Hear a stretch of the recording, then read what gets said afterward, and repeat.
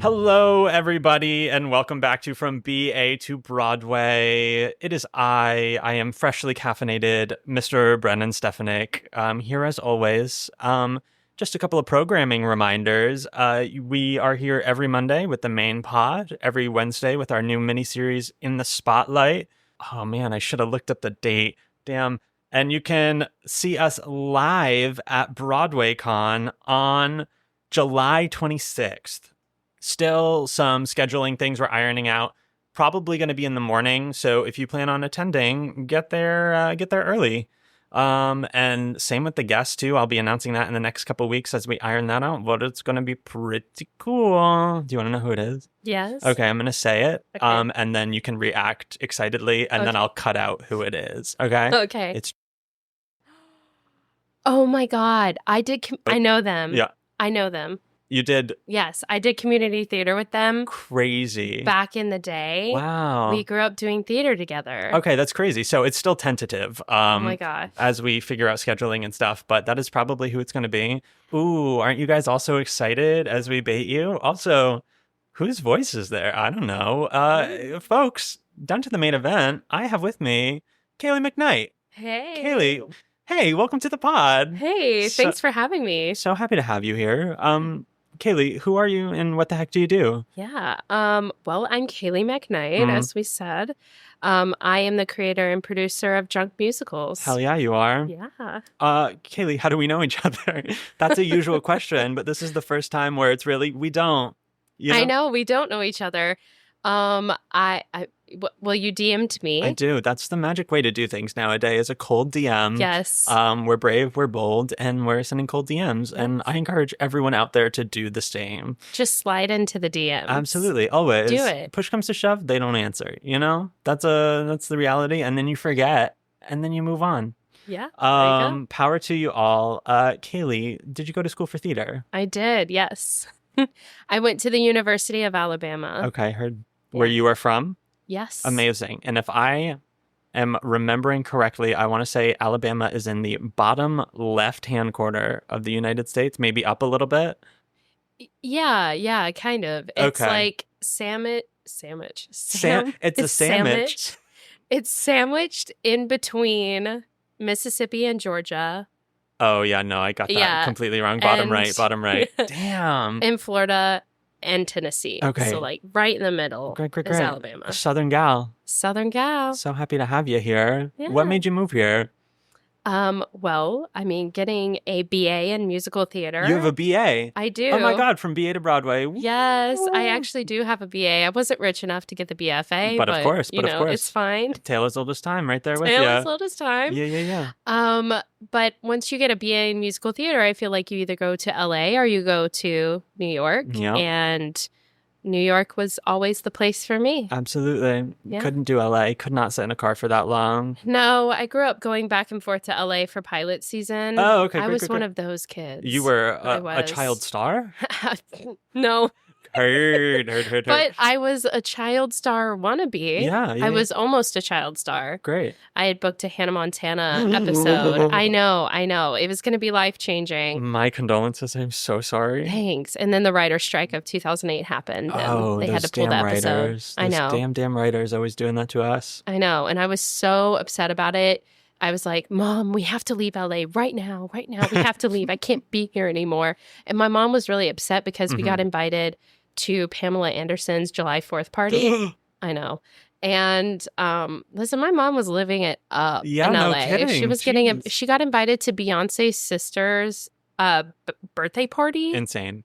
Isn't that weird? That's it's crazy. so random, but anyway, but we got invited to Pamela Anderson's July 4th party, which surprisingly is a very family-friendly event. Oh, okay, great. Yeah, and I was like, no, we have to leave.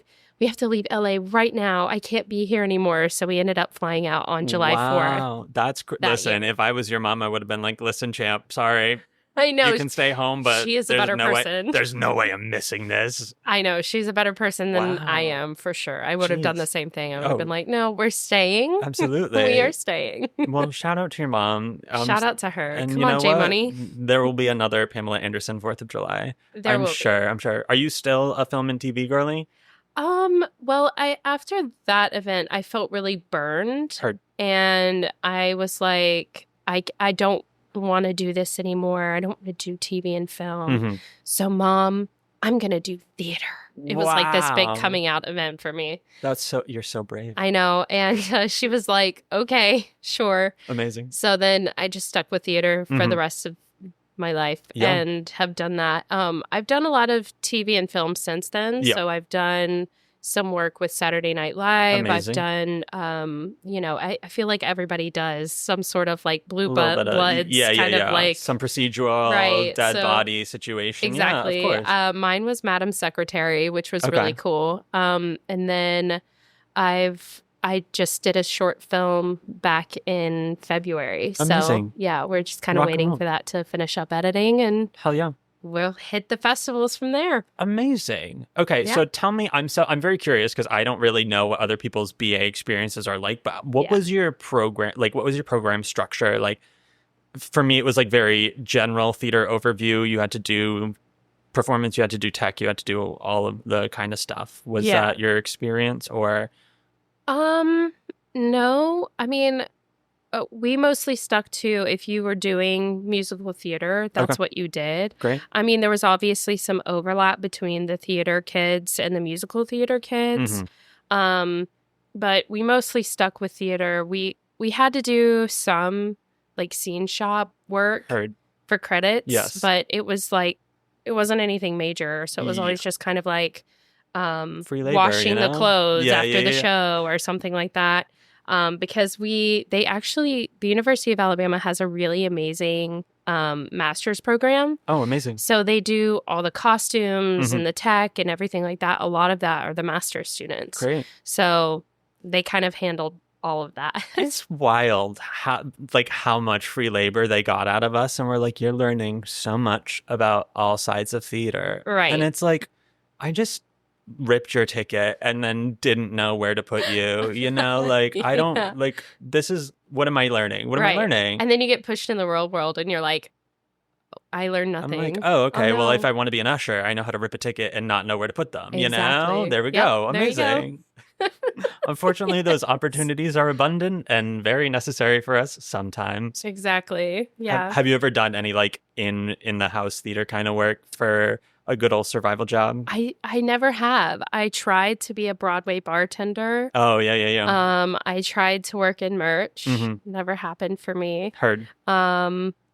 I don't have a hookup to be an usher, but Okay. I always wanted to because I was like, then I can see Broadway shows for free. Yeah. And, get to experience live theater Mhm. more often. But it just never transpired for me. Heard. Yeah.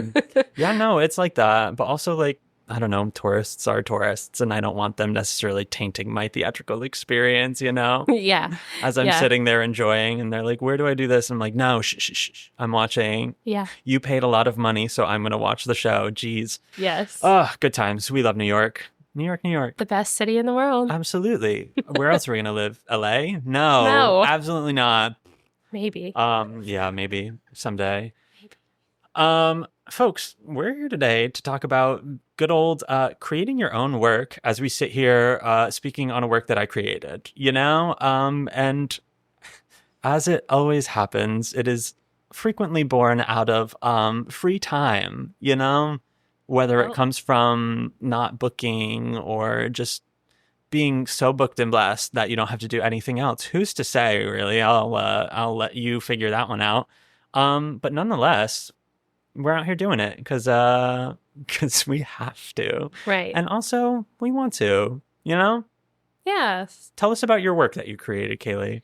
Yeah. So Drunk Musicals is a show that takes famous musicals. We parody them. So we set them to an original parody script. Mhm. We take the highlights of the show, we mesh it all together into a 90-minute crazy show. Mm-hmm.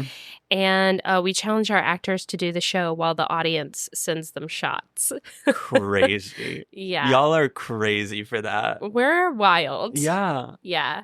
We're a lot more tame than we used to be. Interesting. Okay. Yeah, which is saying a lot. Yeah. We used to have the audience could send anything Oh, to wow. to the cast members. So like one time somebody got a fishbowl. Like, Understood. I like thought a you meant like an huge... entree. I was like, oh, that's a lot. No, No. Understood. I mean like a Long Island iced tea on crack, like just God in a bless. literal fishbowl. Yeah. They took Nemo out and they said, Oh. here's everything in our well. And some blue grenadine or some blue curacao and a little bit of juice. Good luck. Amazing. Yeah. Wow. Somebody got sent like a bottle of wine once, and Hope we they're used to okay. have... They're fine. They're pros, but like we used to have a rule where you had to drink whatever it was and complete it by the end of whatever song or scene. Yes. So it definitely... A fishbowl or a bottle of wine was definitely a huge obstacle to overcome. 100%. But we don't do that anymore. Listen, we grow. We learn and we grow. We learn, we grow. We don't mix liquors. So went through that once, had the worst hangover of my life, and said, never again will I ever mix tequila and bourbon.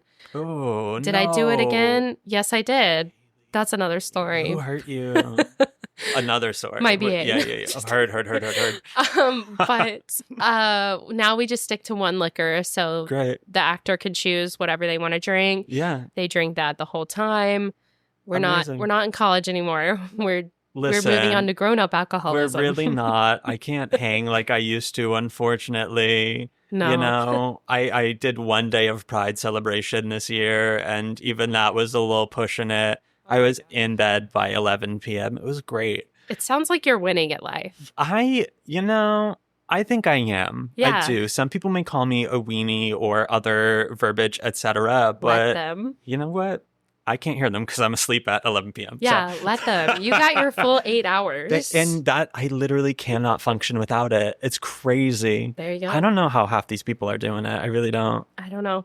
I don't get it. Whatever. Oh, well. I guess I just have too much personality, you know? Yeah. Wow. And I'm so humble. What inspired you to start your company there? Yeah, well, I came to New York about 10 years ago. And as one does when you graduate from college and then you come to New York, you hit the ground running. Of course. With every single audition that you can think of, waking up at like 3 o'clock in the morning to go put your name on the list and, this, that, and the other. So I was doing that. And the thing is that I was working at a cabaret bar called the West End Lounge, R.I.P. She's gone now. It was on 107 and Broadway near where I was living at the time. And there was actually some nights where I would literally close down the bar and then I would go down to Pearl Studios right after and sign my name on the list, because people were already down there for whatever reason, they were doing that. And I would just go sign my name on the list and I'd go home, get a few hours of sleep, come back and do that. I don't know how I did that. But I did. And so I was doing this audition circuit, trying to get cast, trying to book jobs, doing what they always tell you to do, kind of by the book. And I wasn't getting cast. I was getting callbacks. I had pretty good traction. I just wasn't making it across the quote unquote finish line. I wasn't booking jobs. And I was really art deprived. Yep. I'd gone from somebody who their whole life had been in sometimes 2 shows at once, 2, 3 shows sometimes. I was wild. I went from like one show to the other, to the other, to the other.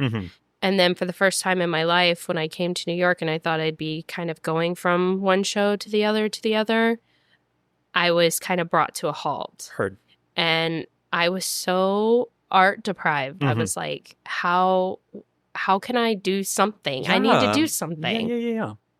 So I was watching a lot of Drunk History at the time. Amazing. And on Monday nights at the West End Lounge, we would have Callback Mondays, which was like our musical theater open mic night. Wow. And a concept. And basically we would get drunk and we would sing musical theater tunes. Yeah. Because it was mostly empty on Monday night. I mean, yeah. And I just was walking home with my friend Marty one night and I was like, what if we did drunk history, but like with musicals instead. And we called it Drunk Musicals. Amazing. A concept. You know what? Right to the point. I know what I'm signing up for. Exactly. There you go. Like, there you go. And then he was like, yeah, this sounds like a great idea. And I just kind of, I don't know, I just kind of winged it. I mean, I don't know. That's an Alabama education for I you. like But it. I like wung it. That's wung fun. it. We That's wung fun. it. But we, I basically just kind of like, put some pieces together and said like, here we go. And I look back at it now, and I had some really, really awesome people on that first cast just by chance. And like some of them have gone on to do really, really amazing things, and it's just really cool. So our first show was Thoroughly Modern Millie. Lovely. Which we called Thoroughly Drunken Millie. Of course. And actually, it was one of Laguna Blue's first drag oh my performances. God. Amazing. Yes, as Mrs. Mears. Wow. And it was so fierce. That's of course. Crazy. Yeah, it was wild. I mean, I look back on it and was like, okay, yeah, this was... You're responsible for her whole career and success. No, I wouldn't say that. I will. I'll say it.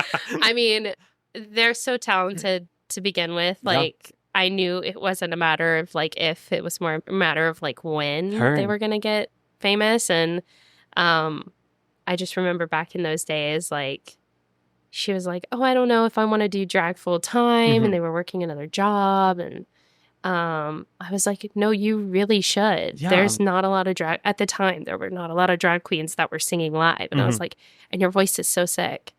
And then they ended up just kind of going for it. Yeah. And look at them now. Rock and roll. Amazing. But yeah, we did Thoroughly Modern Millie, and it was really, really fun. And we had a sold out house the first night, and people just kept requesting other musicals. We used to have it where you could request what the next drunk musical would be because we didn't have any. Yeah.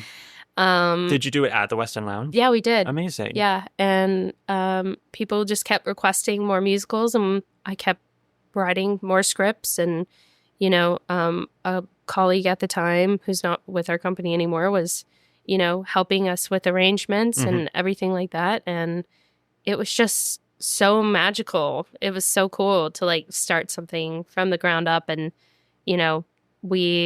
we ended up obviously taking a break during COVID. We got a lot of traction, and then we took a break during COVID, and I was like, okay, well, maybe then we'll just kind of let it die. Oh, okay.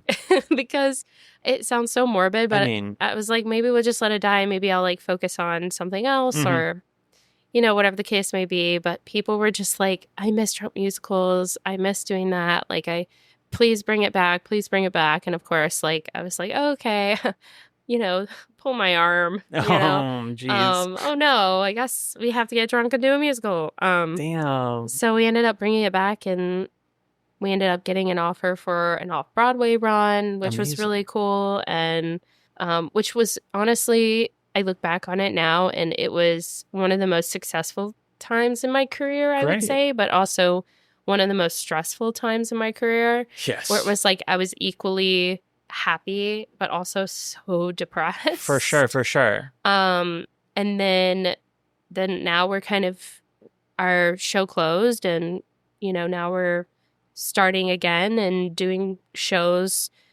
twice a month. And now we're going out to Fire Island and looking at a bunch of other cities to bring our show to. Whoa, and that's wild. crazy. Good for you. Thanks. Work. Yeah. Yeah. I mean, it's hard.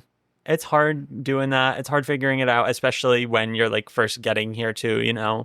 It's not everyone necessarily has like a kind of community to kind of do that with, but I think it's like a good way to find that. I think that's a great way to do that. I think it's a good way to meet friends of friends of friends and friends, and like boost people and give them a platform as well to just, I don't know, perform and be seen, which is sometimes feels so hard to do in the city. Exactly. Yeah. And it's like, it does that, but it also like, we pride ourselves on giving people an opportunity to do roles and things that they maybe haven't been considered for professionally. And we like to think outside the box as far as our casting goes. And That's amazing. Taking these characters and maybe changing them up a bit, or, Mm-hmm. What if it were like this, or what if it were like that? And, Yeah.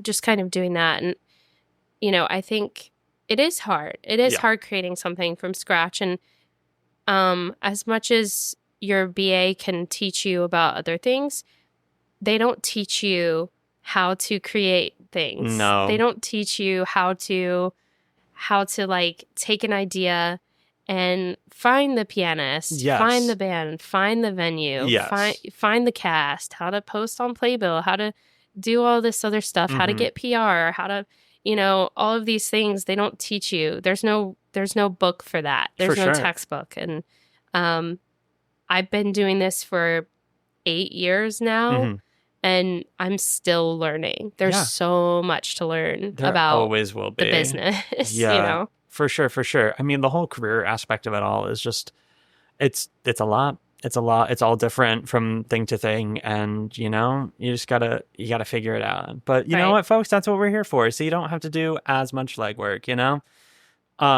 So yeah, how do you even get started, I think is the question,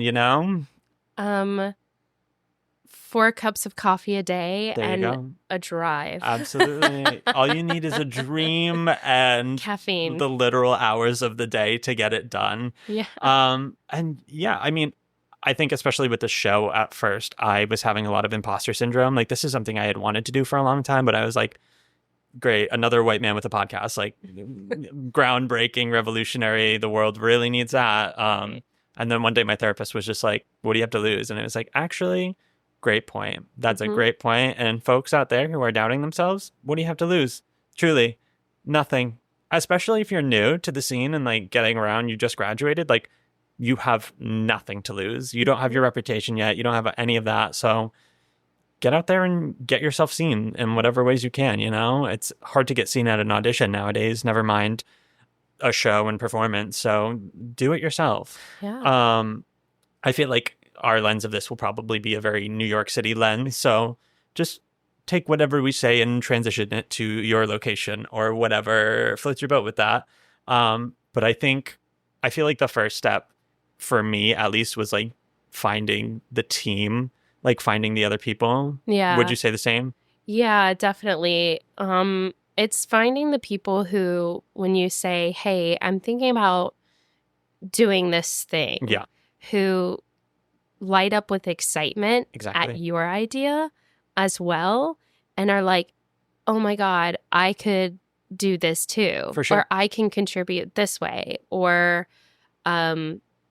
just want to help out. I think that's really the first step, instead of somebody who's like, well, that's a cool idea, but, this, that, and the other, whatever it may be. But give me a call again when it goes somewhere or whatever. Exactly. Or like, are you sure you could do it? It's like, yeah, you need to find the people who are like, oh my gosh, that's such a cool idea. Yeah. I can hand out flyers there we go. on the sidewalk, or I can play the piano, or I know a guy who can do this, Mm-hmm. And those are the people who are going to stick with you for the long run. Yeah.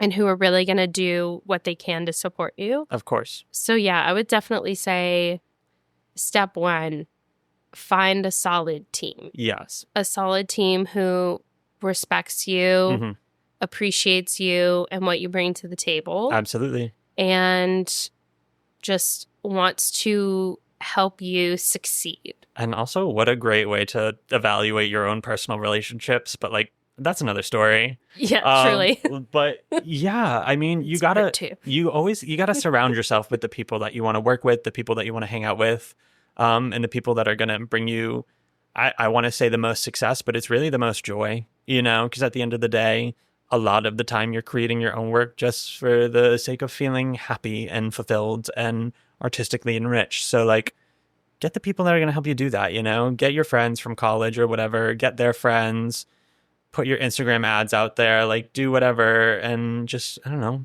get it going. Yeah. Get your people. It's people that you also want to trudge through the trenches with. Yes. Because starting a new business or a new creative venture in general, whether it's a one night only event or it's something that is going to be recurring, you're going to run into a lot of roadblocks. Of course. And a lot of things that stand in your way, and people who are going to say no to you, and people who are going to think that you're crazy or, that don't support you. Yeah. And it's so crucial to have a team that does support you and people who you can literally be in the trenches with. Like, everything has gone crazy and it's kind of everywhere, and the show is next week and you're like, what am I going to do? And somebody who can kind of help you for sure put the pieces together. That is your team. A lot of drive, a lot of passion, a dash of delusion, and a little more than that. Quite a bit. But you know what? There's tons of them out here. There's tons of people out there ready to do that with you.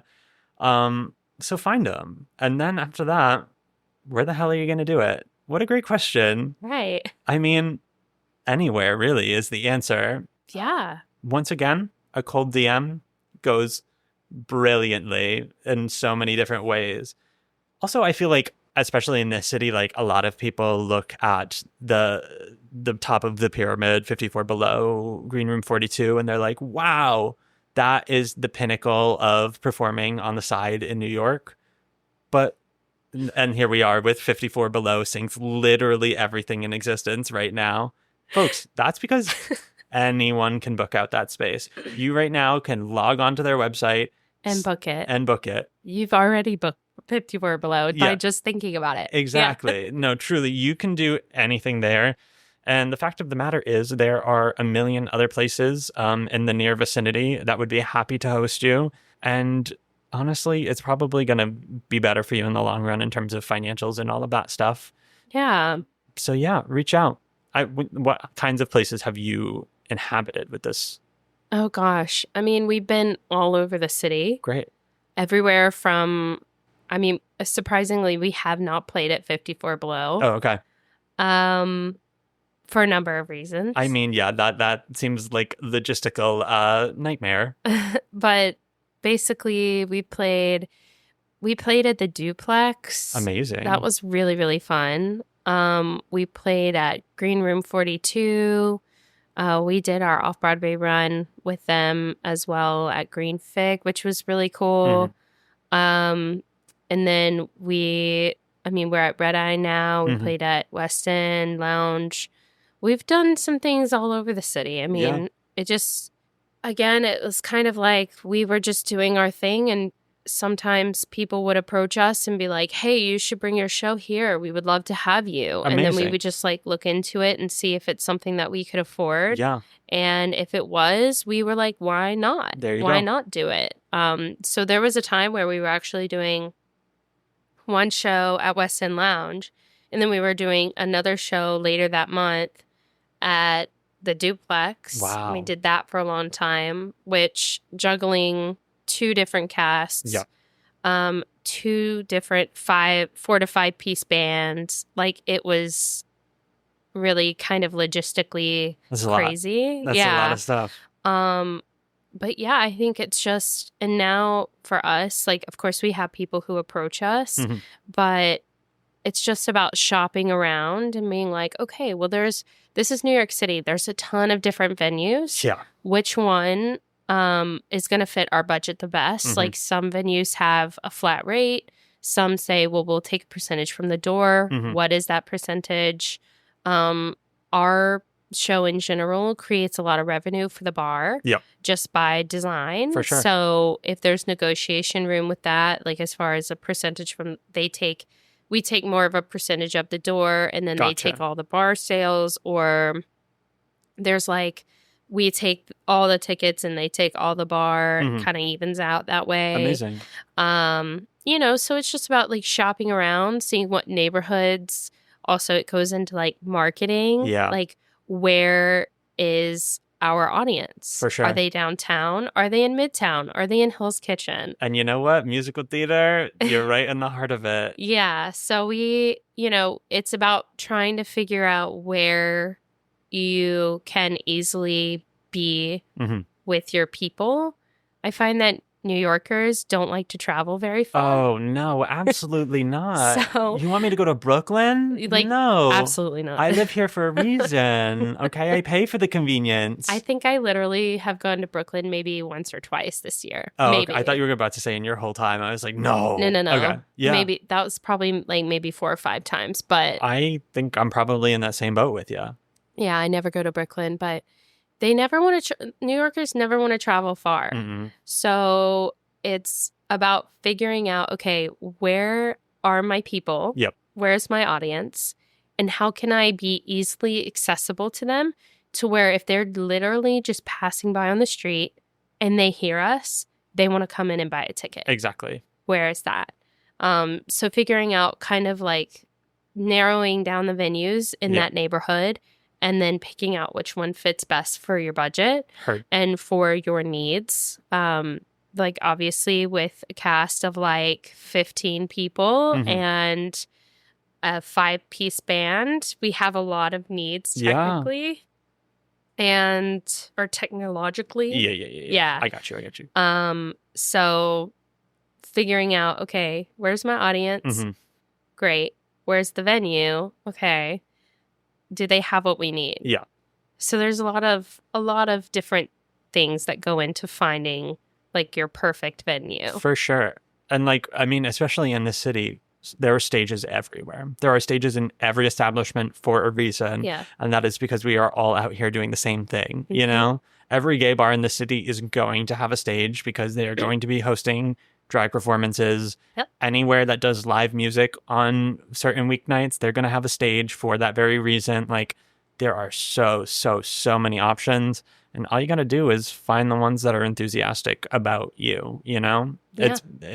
There's got to be at least 1 in 100, you know? So you just got to find that. But more likely there's going to be at least 50 in 100. So yeah, it's once again, I feel like a lot of it is driven by the delusion that you're just like, listen, once again, what do I have to lose? If I reach out to them and they say no, great, I move on to the next one, you know? So yeah, you just got to kind of, it takes bravery. It does take bravery. It does.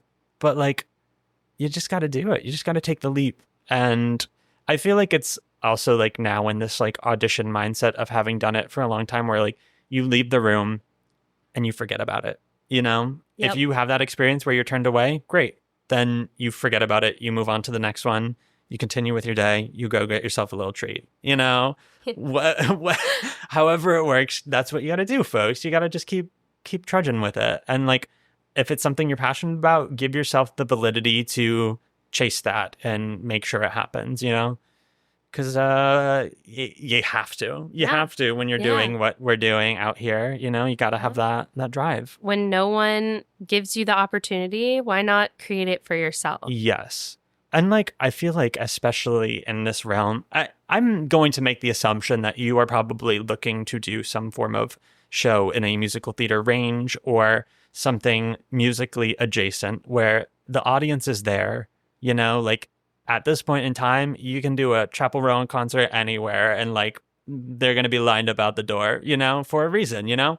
So like also be smart about that. Like capitalize off of what's popular, capitalize off of what's nostalgic and familiar for people. And quite frankly, just use it. Just use it, you know? Absolutely. They're not going to care. They're going to buy your tickets. They're going to enjoy it, you know? And that's that. Are y'all like a business? Like, are y'all LLC, et cetera, however that works? Yeah, we are. We're legit. How does that happen? Well, you go on zenbusiness.com. Sin business? Zen. Like Zen, understood. Zen, the complete opposite of what it feels like to be a business owner. Understood. You go on zenbusiness.com and they actually have it really laid out for you. Right.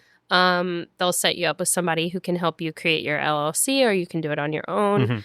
But I just went on there, created the LLC, and boom, there it was. Great. A legit business. And I'm still learning the ins and outs of it. Like I have 2 business partners right now who really help me kind of figure out how to properly run an LLC because Great. again, there's no textbook. There's no, this is how you start your LLC. Yeah. Like, I was like, I did it. Now what? For sure. So I have them help me kind of figure out, okay, this is how to run payroll Mhm. and this is how to do that, this and that. And like, you know, whatever. I mean, I worked with paychecks for a while and that was kind of crazy.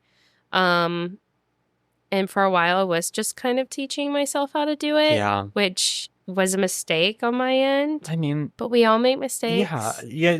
There's no resources for these things. There's no Right. how-to guide, so you got to learn, and then you find the people. Exactly. So, yeah, I just went on a website and created an LLC and filed with the state Great. and got it. Do you have to pay for done. that? Yes. Oh, okay. It's a lot of money. Great. Yeah, especially in New York. I would imagine.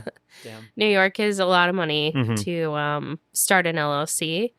I think it's like a minimum of like $500, and then you have to pay. You have to like publish something in the Times or whatever.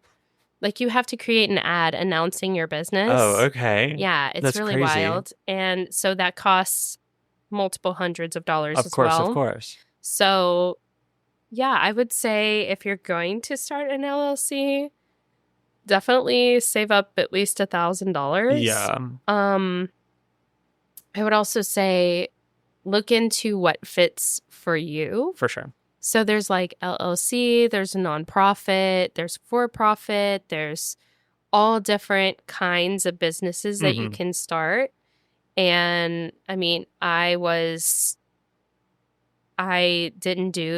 one of the mistakes that I made was I didn't do a lot of research Okay. on what I should have opened, Understood. which looking at it now, the way that our business runs is we definitely should have opened as a non-for-profit Gotcha. because a lot of our money goes to funding actors Mhm. and keeping money in our band or our actors' pockets, Yeah. like we like to pay them, it's not like what they would, it's not like what you would be paid on Broadway or, Mhm. with a big production company. But Yeah. for us, like it's a lot of money. For sure. So I wish we had kind of done a little bit more research with that. Yeah.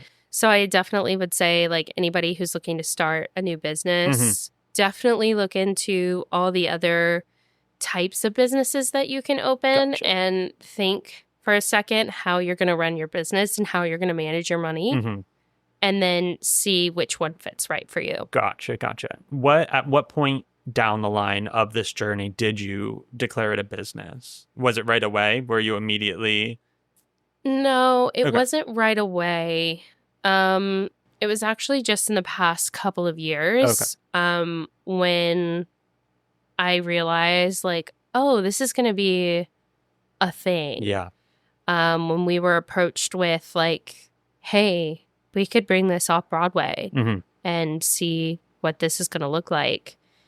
Are you an LLC? Are you like a business? And I'm like, no. And they're like, well, maybe you should be. Gotcha. And I was like, oh, okay, well, this is going to become real. Mhm. Like this is going to be a real thing. So maybe we should be a business. Heard. Where we have payroll and everything. Because now, when you're looking at 1 or 2 shows a month with maybe like 15 to 20 people, Yeah. now we're looking at doing 1 or 2 shows a week Mhm. with a company of 40 to 50 people. We're Yeah. doubling that. And how are we going to pay them? And how are we going to pay taxes? And how are we going to do this and that and everything? So it's, I think It's a lot. yeah, when I was approached with this offer and it was in paper, I was like, oh shit. Yeah.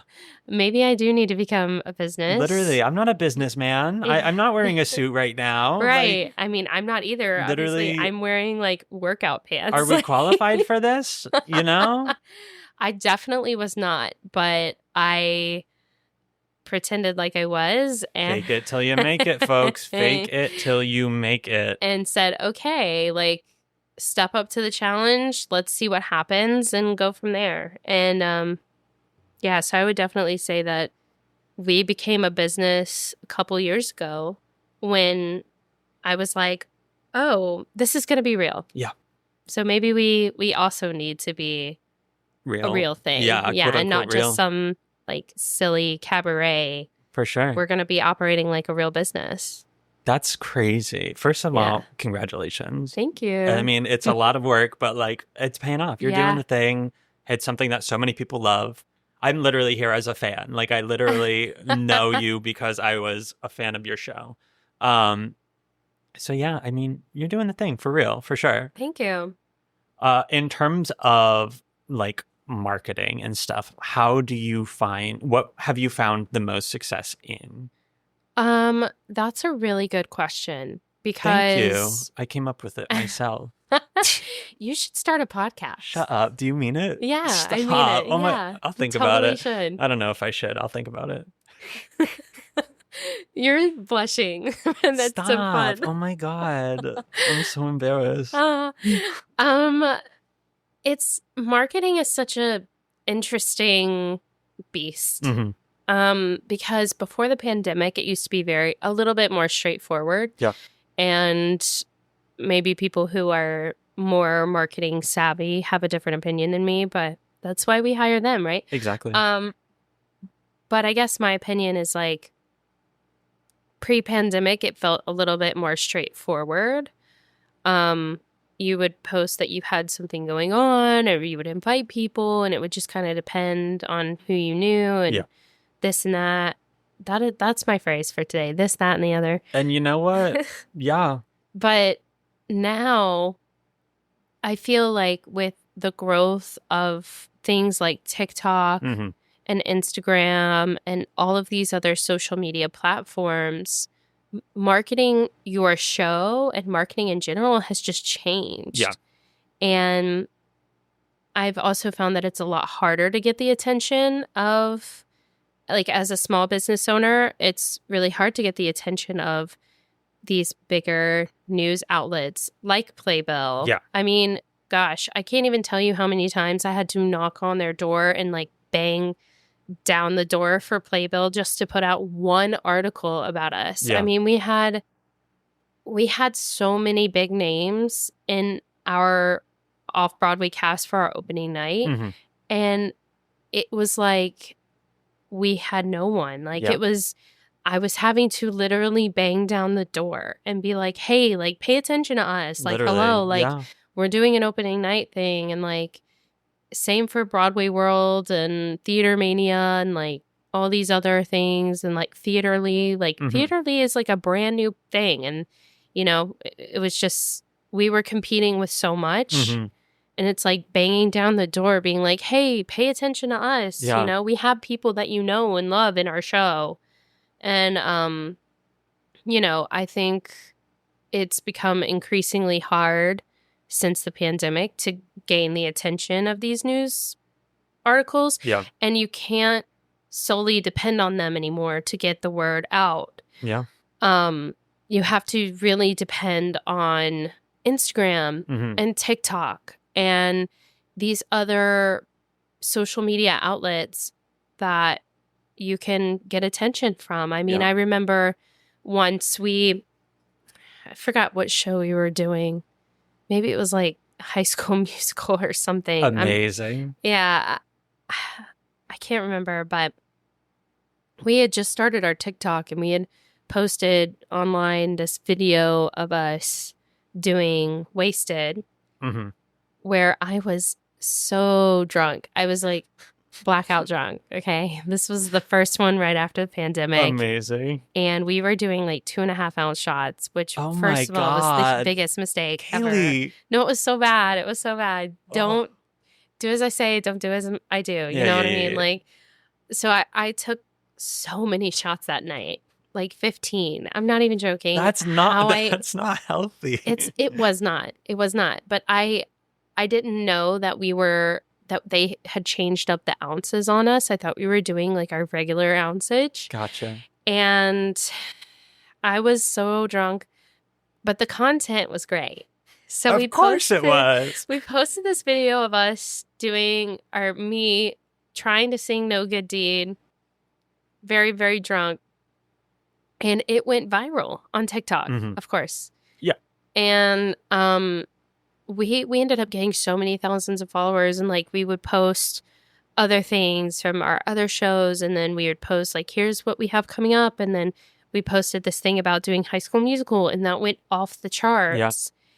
And we ended up getting thousands and thousands of followers. And like I remember showing up to the show that night for High School Musical. We had people all the way down the block. Crazy. All the way down the block. They were waiting outside the venue for us to let them in. Wow. And like, I'd never seen that before. And that didn't come from Playbill. That didn't come from Theater Mania or Broadway World or any of these other news outlets that I was so used to using. Yeah. It literally came from TikTok. Came from that. Just posting a video, right? Yeah. And you just never know what's going to stick. But I think after the pandemic now, it's just constantly reminding people that you exist. Yes. And constantly reminding people, like, this is my brand. This is what we do. Come hang out with us. Yeah.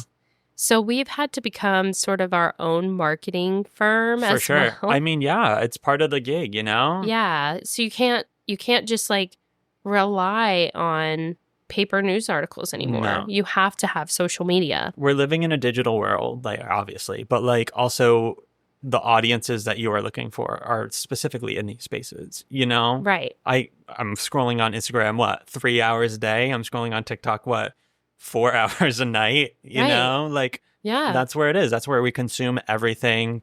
And like, it's quite frankly the smartest way to go about it. It really is. And it's just so crazy because I've met people from all over the country and the world who have come to our show. Amazing. And they're like, Kaylee, hi. Oh my gosh, can I get a picture with you?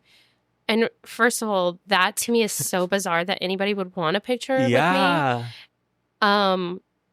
And that they know our brand well enough to recognize me and like come. But the fact that like people take time out of their trip to come to New York City to come see us is so, so cool.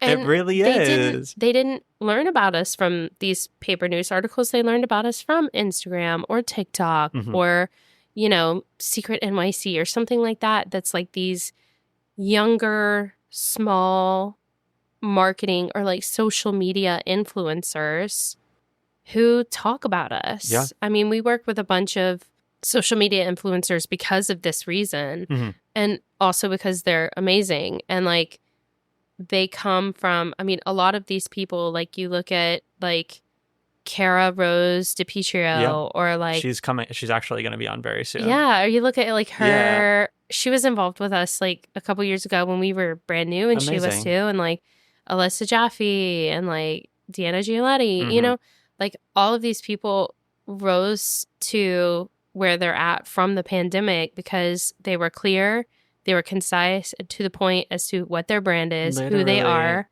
And like they post on TikTok consistently or Instagram. Yeah. And like that is how you go about it. And their brand matches our brand. Yeah. And it just makes sense. So we've collaborated and they're fierce. And how did they start TikTok and why? It's all for the same reason. For some reason, they weren't getting booked. Yep. Or for some reason, they weren't getting in the room. Or the pandemic. Or the pandemic fame. That little thing. That pandemic fame was crazy to me because like everyone was blowing up and I'm like, you guys, you don't know this person. I know this person. I know this absolute goon. You know, they're not a celebrity. And now they're walking red carpets for that very reason. I'm like, it's so crazy. Yeah. And like, yeah, I mean, and that's kind of to my point is like TikTok, Instagram, these social media things, that's where it's at. Absolutely. Figuring out the algorithm. How does that work? Figuring out what times to post and who's you're following. Which and is, like, I hate the science of that. Yeah. I hate the, I shouldn't post yet. You know, it's not 9 p.m. or whatever, but that's what works the best. You know, it's crazy. Yeah. Folks, if you don't have these things, get them. You need them. Yeah. Yeah. What a crazy, I don't know, like TikTok. TikTok has just such a grip on the country as a whole in the weirdest way, where I'm like, my parents are like texting me. They're like, hey, did you see that TikTok I sent you? And I'm like, Yeah. I'm happy that you have this. I'm happy that I showed you this, but also this is some crazy thing technology wise that we have in common now that I would have never seen in a million years coming, you know? Yeah, it's wild. My mom got into scrapbooking Oh, okay. from TikTok. Amazing. Yeah, she now has 1,000 followers from her TikTok No stuff. So I'm like, maybe way. you should go live. No and way. she's like, yeah, maybe you should. That's so cool. It's so funny. She loves sending me Wow. TikToks. Of course. Yeah. When are you releasing this? Tomorrow. Oh, This okay. will fully be tomorrow's episode. Oh, okay. I was like, I could tell you who's going to be in our next show on July 15th, but I don't know. We may be fully announcing it tomorrow, Okay. but I don't know. We can do the thing where you can tell me and then I'll react big and then I'll cut out the names. Oh, yeah. Okay. Yeah, So we're doing Wasted, the untold story of some drunk bitches from Oz. I love that. And so our alphabet is going to be... Whoa, no way. That's Yeah. huge. That's so cool. Yeah, we're so pumped. And of course, Amazing. Anne Fraser Thomas from Titanic. Wow. It's going to be Damn. epic. That's awesome. Yeah. Congrats. Yeah. Okay. Thanks. And I'll cut out all of that. Yeah. And we're trying to, we're like doing some, of course, like social media. Of course. Like, oh, you should come join us. And she's like, yeah. oh, yeah. So we're like playing the game right now. Of course. You got to play the game. You have to. Mm-hmm. So we're doing that. So I don't know if we'll be like fully ready to announce tomorrow completely, but yeah, it's going to be listen, sick. You don't know who it is, but I'm going to tell you, you're going to want to go see it. Yeah. What's the date again? July 15th. July 15th. Where? At Red Eye, New York at 7:30 p.m. Get your tickets. Whoa. Shameless plug. I mean, listen, I'm done with the shame of the plugging and stuff. I'm like, It's shameless, but it's not.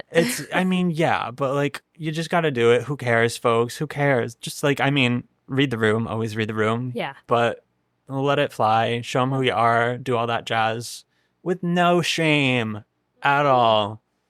Yeah, I mean, it's a lot of work, especially when you're just getting started. Have you found any? I feel like we've just been talking about all the pros for I know. this whole time, which is like why we're here, of course. There's But so many. like, have you found any downsides to all of this? Yeah. I mean, there's so many. Okay. There's equally, I would say, like, there's so many pros, but there's also like almost an equal amount of cons as well.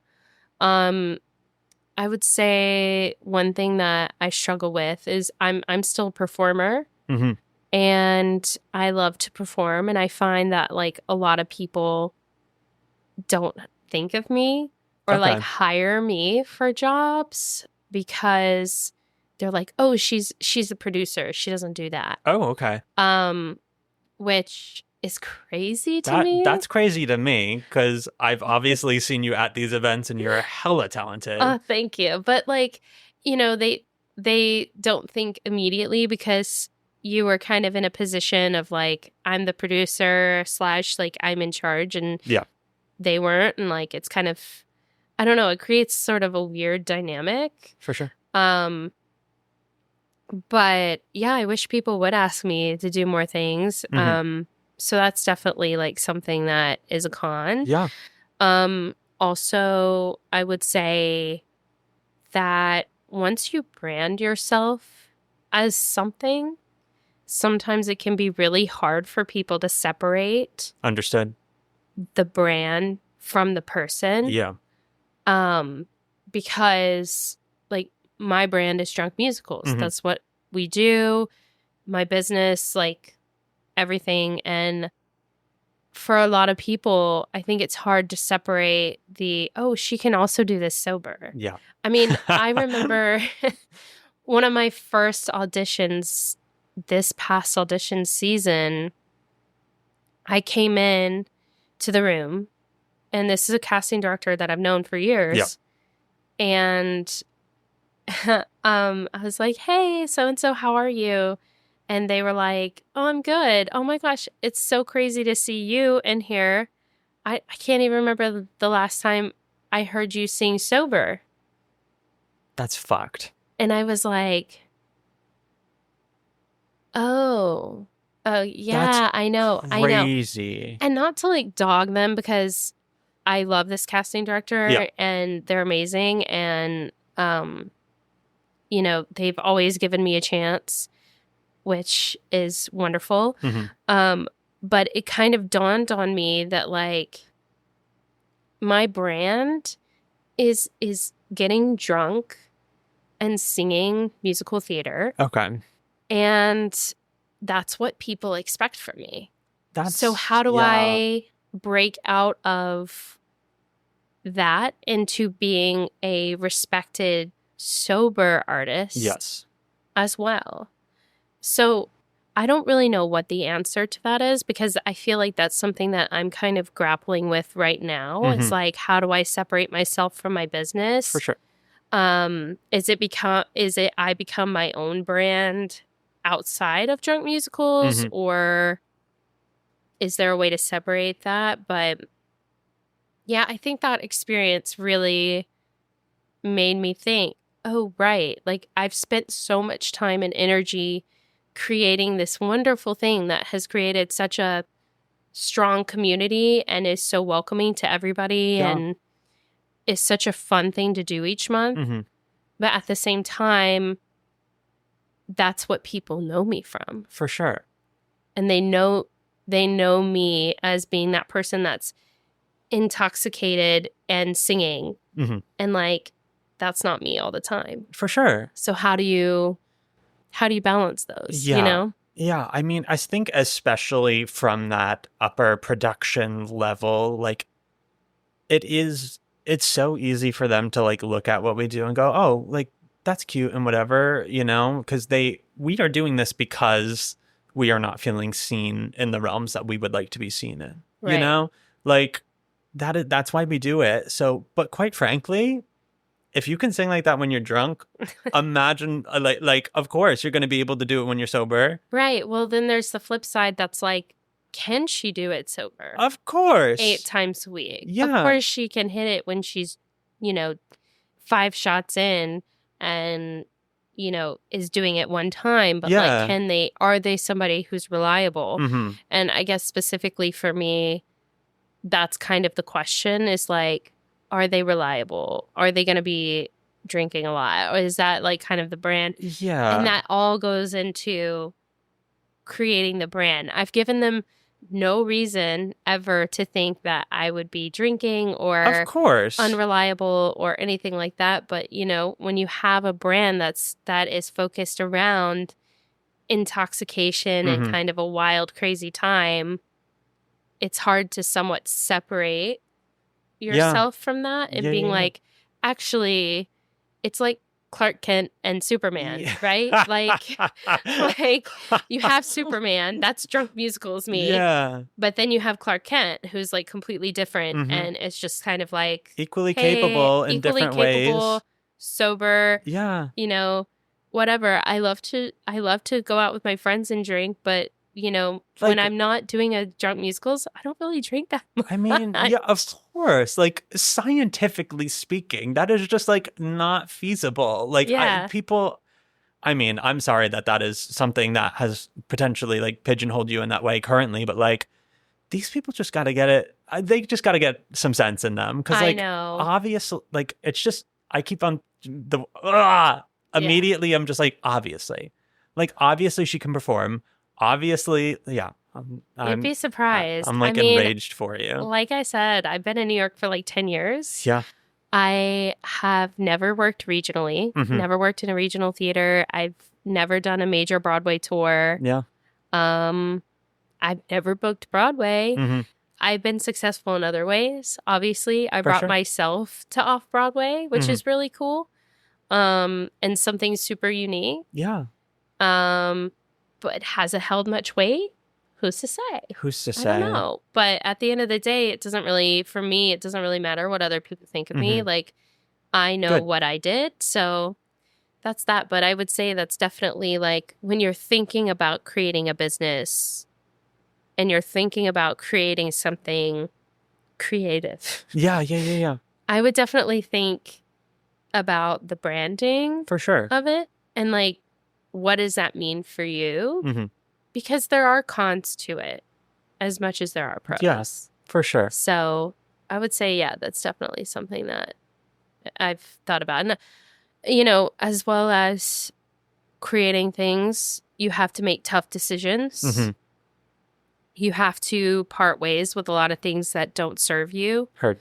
And that is a huge lesson that I've learned of the past like couple of years. And it's been really hard. It's very hard. I've lost some friends over it. And you know, that's never easy. No. I mean, I was, you know, working with a partner for a long time on this project and we didn't see eye to eye. And he was one of my very, very, very best friends. And, you know, we ended up losing our friendship. Yeah. And we don't speak anymore, you know? And that was really hard. Yeah. It really, really hard on me. It really, really sucks. To learn a lot of things that I did. And, you know, so I would definitely say to be prepared to make hard choices. Yeah. You got to be so grounded in yourself and your belief and how you feel about certain things, you know? Yeah. And like that, it is a part of life that will drive people away and people that you never thought would no longer be in your life, you know? Yeah. But it's a part of growth. It's a part of learning. And then you look back and you go, wow, my life is objectively so much better now. Like it is truly. And the people who first start out supporting you and then end up branching off at certain points. It's really interesting how life does that. Yeah. And also like the imposter syndrome. Oh, yeah. And everything that you'll grapple with as well. Like, oh, I don't know if I fully deserve to be here. And everything. Like I was, my friend Mark does a lot of Broadway Bear stuff. And he's actually like won, quote unquote, I guess, Broadway Bears the past like 6 years. I didn't know it was a competition. It's not really. Oh, okay, great. But like they honor people who raise a significant amount of money. Oh, okay, cool. And so he's raised the most money for a consecutive amount of years. Amazing. And shout out to Broadway Bears. Shout out to Broadway Bears. Broadway Cares, Equity Fights AIDS. We love you. Thank you for everything you do for our community. Helping me get health insurance. Yes, work. We love that.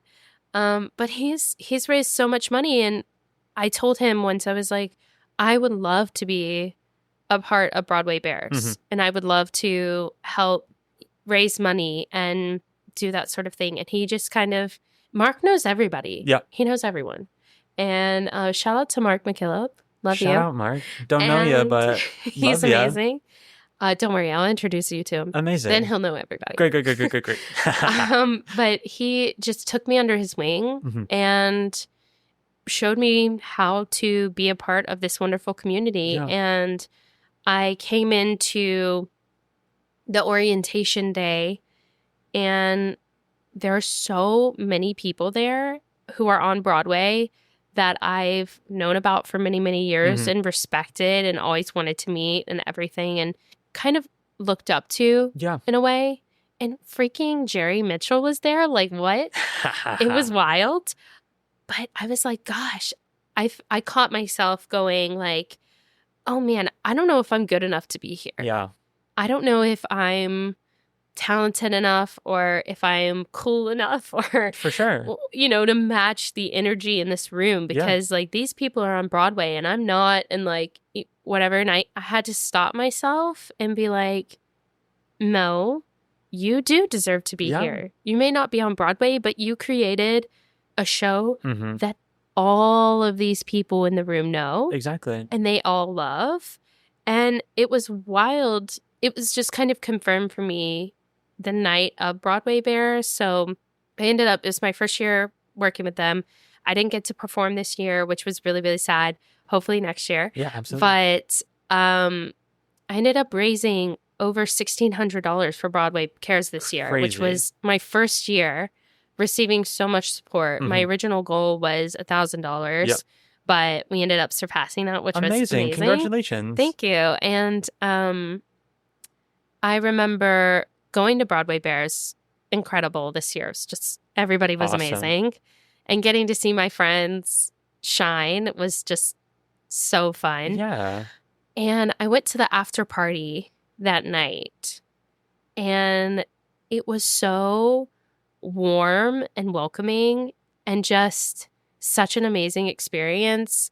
And again, I was kind of, when I first came to the party, I was like, oh my gosh, all of these people, there's Adam Lambert here. And like, crazy. you know, yeah. it's crazy. And like people that I have looked up to or like seen their shows or whatever, like Constantine Rizzoli and like all these people, like literally came up to me and they were like, oh my God, you're Kaylee MacKnight with Drunk Musicals. And I was like, how do you know me? Crazy. Yeah. And I was like, okay, wait, I do deserve to be here. Totally. I did this. Screw the imposter syndrome. Yes.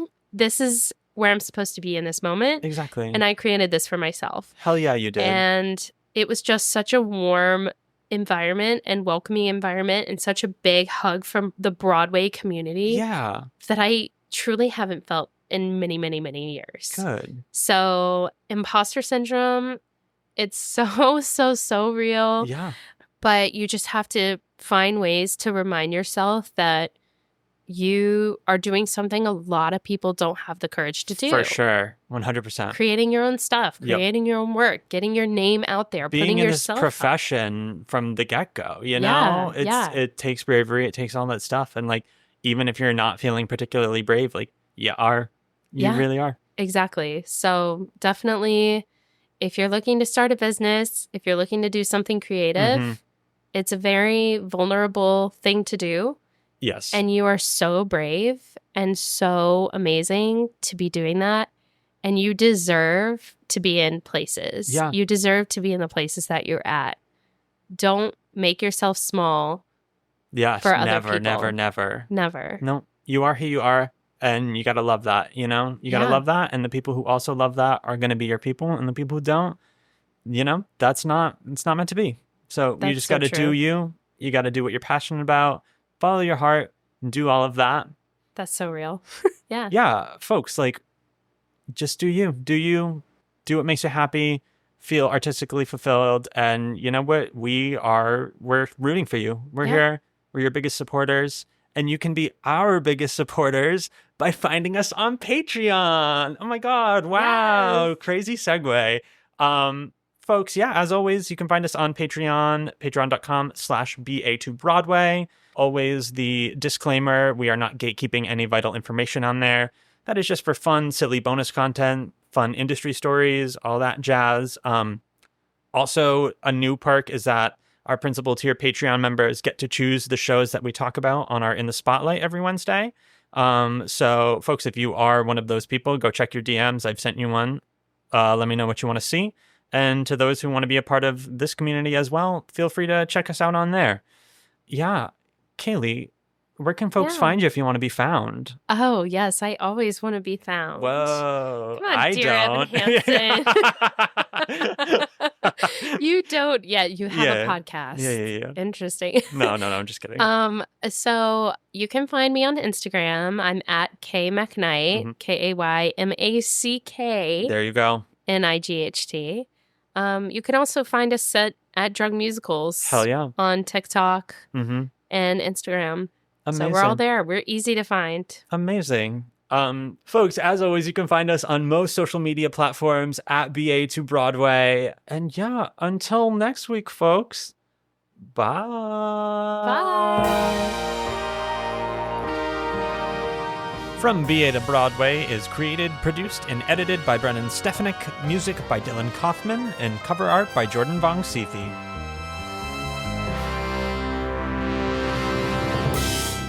Ha ha.